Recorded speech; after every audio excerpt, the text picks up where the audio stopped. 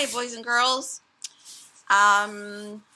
Today we're going to read chapters 12 and 13 of the Miraculous Journey of Edward Tulane. First, I just want to say I was so happy to see most of you yesterday. We had 15 out of 22 of our friends on our Zoom meeting, so that was really, really good. I'm going to set up another meeting, and then after I put this video on YouTube, there will also be a science video showing you a really cool science experiment, and there will also be a math video up. So you'll have 3 videos to watch today, and then later this week I will schedule another Zoom meeting since we were all so excited to see each other, and maybe we can get our other 7 friends to join us. So last we left off, Edward had been thrown into the dump by Lolly, the fisherman and Nellie's daughter, Lolly, who we decided was not a very good character. She was really, really mean. And Edward lay in the garbage for a very long time, but we did meet a kind of funny character, Ernest, the king of garbages. And last we left off in chapter 11, a dog had actually found Edward, and the dog started digging in the garbage. So here's the picture to start chapter 12. And here we go.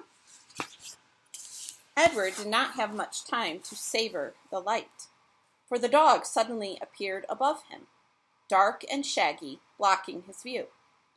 Edward was pulled out of the garbage by his ears, dropped, and then picked up again, this time around the middle, and shaken back and forth with a great deal of ferocity. The little dog growled deep in its throat, and then dropped Edward again, and looked him in the eye. Edward stared back. "Hey, get out of here, you dog!" It was Ernest, king of garbages, and therefore king of the world. The dog grabbed Edward by his pink dress and took off running. "That's mine! That's mine! All garbages is mine!" Ernest shouted. "You come back here!" But the little dog did not stop. The sun was shining, and Edward felt exhilarated. Who, having known him before, would have thought that he could be so happy now, crusted over with garbage, wearing a dress, held in the slabbery mouth of a dog, and being chased by a madman? Yeah, that paragraph there is the exact opposite of what Edward was in the first chapter, when he wore his fancy suits and he had his gold pocket watch and he sat at the dining room table so prim and proper. But he was happy. The dog ran and ran until they reached a railroad track. They crossed over the tracks, and there, underneath a scraggly tree, in a circle of bushes, Edward was dropped in front of a large pair of feet. The dog began to bark. So now I wonder who these feet belong to. And so far has the dog really hurt Edward? No, I agree. He hasn't hurt him. In fact, we just read that Edward was feeling happy. Edward looked up and saw that the feet were attached to an enormous man with a long, dark beard. "What's this, Lucy?" said the man. "Nothing. Who's Lucy?" Lucy would be the dog. He bent and picked up Edward. He held him firmly around the middle. "Lucy," said the man, "I know how much you enjoy rabbit pie." Lucy barked. "Yes, yes, I know. Rabbit pie is a true delight, one of the pleasures of our existence." Lucy let out a hopeful yip. "And what we have here, what you have so graciously delivered me, is definitely a rabbit.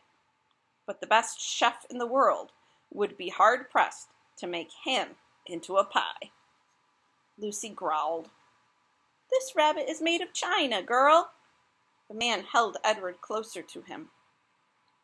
They looked each other in the eye. You're made of china, aren't you, Malone?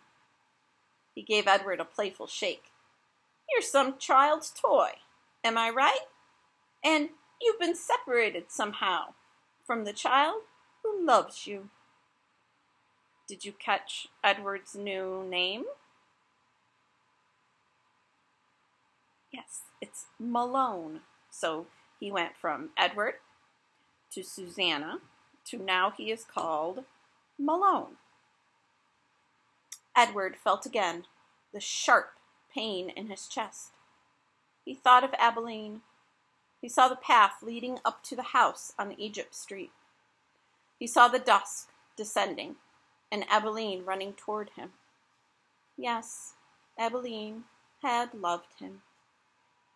So what the author did there was something called a flashback. And flashbacks are normally done in books and texts that are at a very high level. So if you haven't realized, this book is written at a very high level, and that's why I'm reading it to you. And we're not doing it in a reading group or as a whole class. I like to read it to you because it is at a high level. So this flashback is of Edward remembering his life with Abilene and remembering where he once lived. And it's of him realizing, finally, that Abilene had loved him. So Malone, said the man. He cleared his throat. You're lost. That is my guess. Lucy and I are lost too. Perhaps, said the man, you'd like to be lost with us. I found it much more agreeable to be lost in the company of others. My name is Bull. Lucy, as you may have surmised, is my dog. Would you care to join us? Bull waited for a moment, staring at Edward.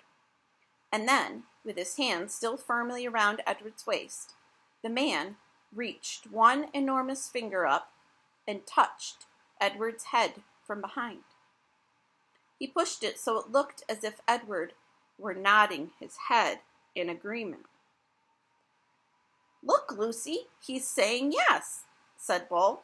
Malone has agreed to travel with us. Isn't that swell? Lucy danced around Bull's feet, wagging her tail and barking. And so it was that Edward took to the road with a hobo and his dog.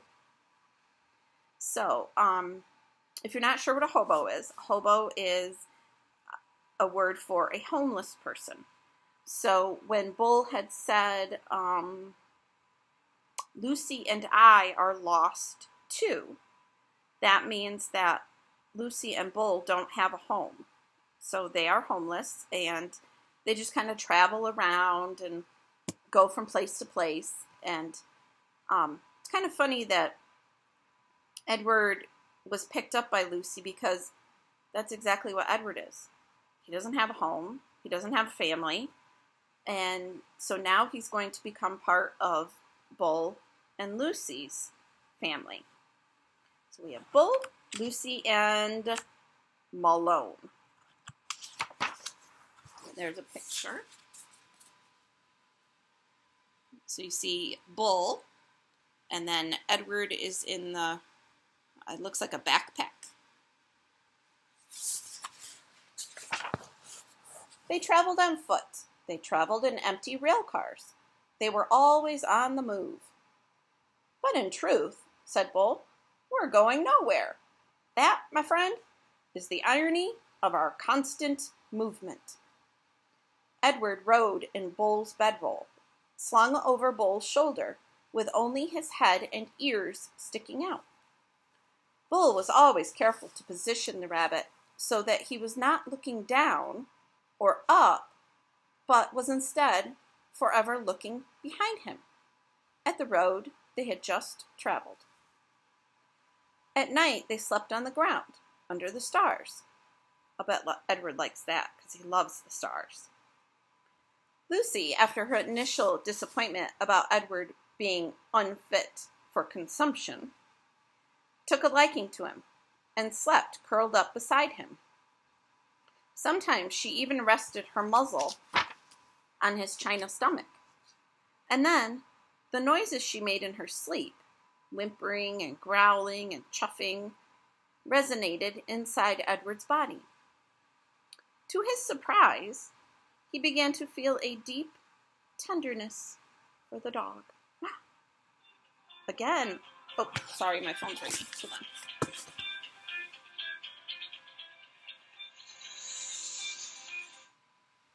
Sorry.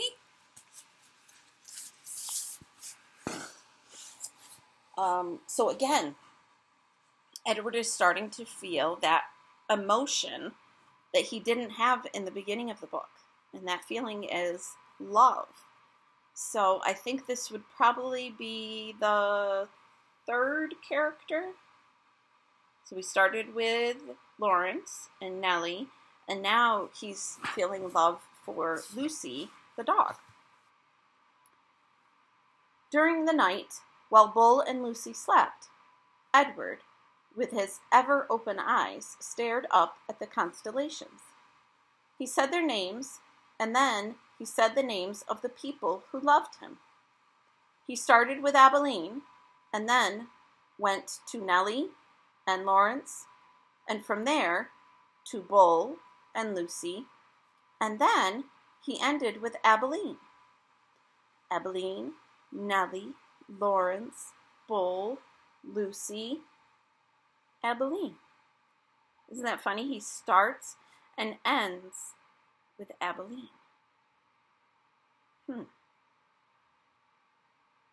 Can you make a prediction about what might happen in the book?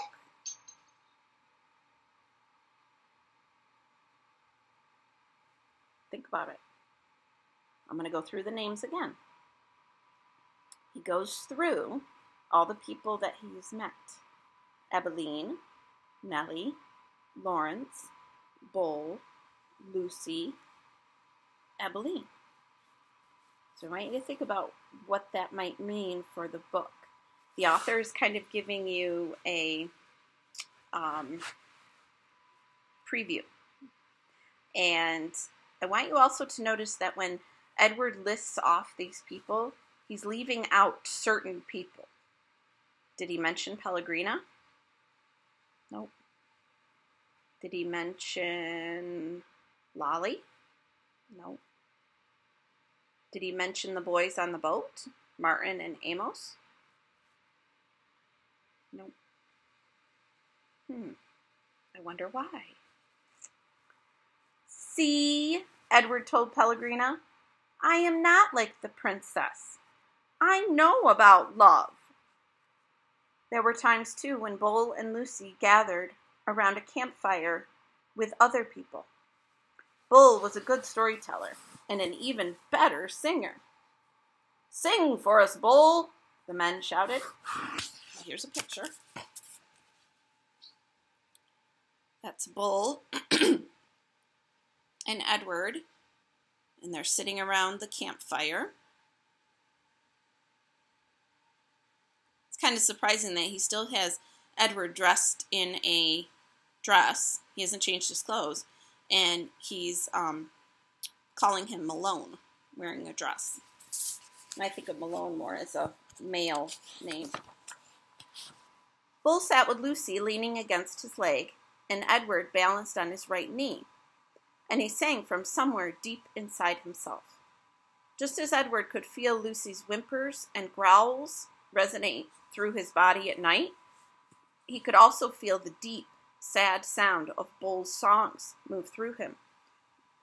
Edward loved it when Bull sang, and he was grateful to Bull too, for sensing that a dress was not the right kind of clothing for Edward.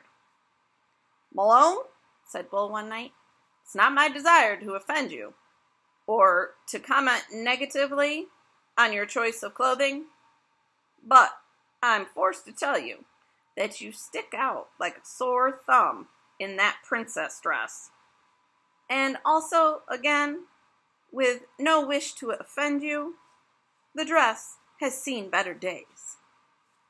Nellie's beautiful dress had not fared well at the dump, or in its subsequent ramblings with Bull and Lucy. It was so torn and dirty and full of holes that it barely resembled a dress anymore.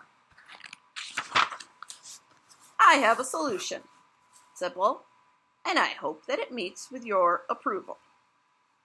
He took his own knit stocking cap and cut a big hole in the top of it, and 2 small holes on the side of it, and then he took off Edward's dress. Look away, Lucy, he said to the dog. Let's not embarrass Malone by staring at his nakedness. Bull slid the hat over Edward's head and pulled it down and poked his arms through the smaller holes. There you go, he said to Edward. Now, you just need some pants. The pants Bull made himself, cutting up several red handkerchiefs and sewing them together so that they formed a makeshift covering for Edward's long legs. Now, you have the proper outlaw look, said Bull, standing back to admire his work. Now, you look like a rabbit on the run. And here's a picture of Edward in his new clothes.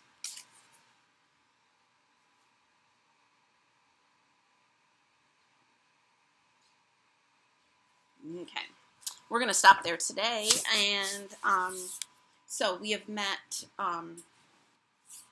one human character and then the dog Lucy. So Bull seems to be a positive character, a protagonist. He has saved Edward from the garbage and kind of made him part of his family, made him new clothes, he sings to him, he takes him everywhere that they travel. So Edward is feeling happy, and I love how Edward sits back sometimes and he tries to remember the people that have loved him and taken care of him. So on that note, I like to sit back and I like to remember the things that we did together and all the different ways that you showed me that you loved me. The pictures that you drew me and the pictures that you colored and stories that you told me about your life at home and with your family, and especially when you would work so hard in school and you would realize that you learned something new and you were so excited about it, or when you were excited about something we were going to do in school. So I thank you for that, and I certainly miss it. Remember that if your parents are able, they can always, oh boy, here's my little cane. Oh yes, he's come to show me love. Oh boy. Okay, on that note, I would love for you to send me some videos. I talked with Wyatt this morning on video, and we had a nice little conversation. I loved seeing him and talking to him on video. So if your parents are on Facebook and you want to video chat with me, I'm available. Usually the mornings are the best time, or early afternoon. So yes, Kane. But I miss all of you, and I love all of you, and I will talk to you very soon.